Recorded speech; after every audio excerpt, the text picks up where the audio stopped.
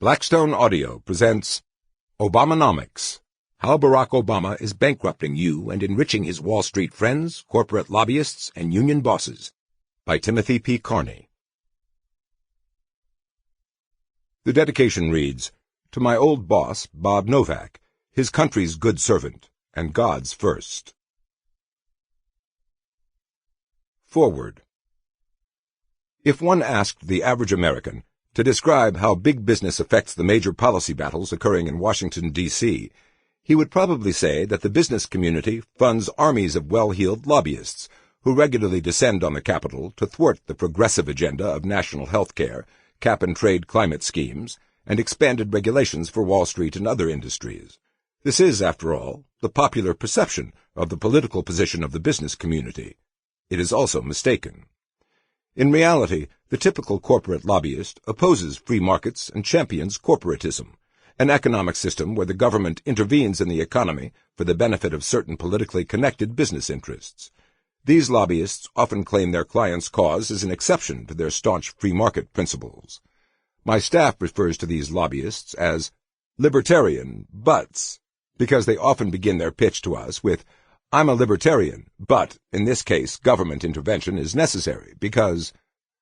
Of course, the politicians who champion this corporatism never admit they are acting to advance business interests.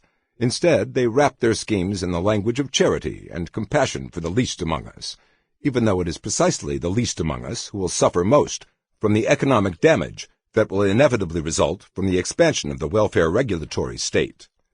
Big spending, big regulating politicians will often denounce the very corporate interests that stand to benefit from the latest government intrusion into the private sphere. The recently passed tobacco legislation provides an excellent example.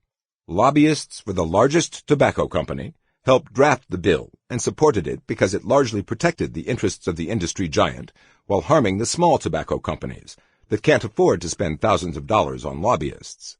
However, anyone who listened to the debate on the bill would have thought this legislation was a legislative death sentence for big tobacco. The myth that big business is a friend of freedom confuses the liberty movement as to just what is the major threat to economic liberty. This confusion reveals itself in the very language used by pro-liberty activists, journalists, and even some scholars.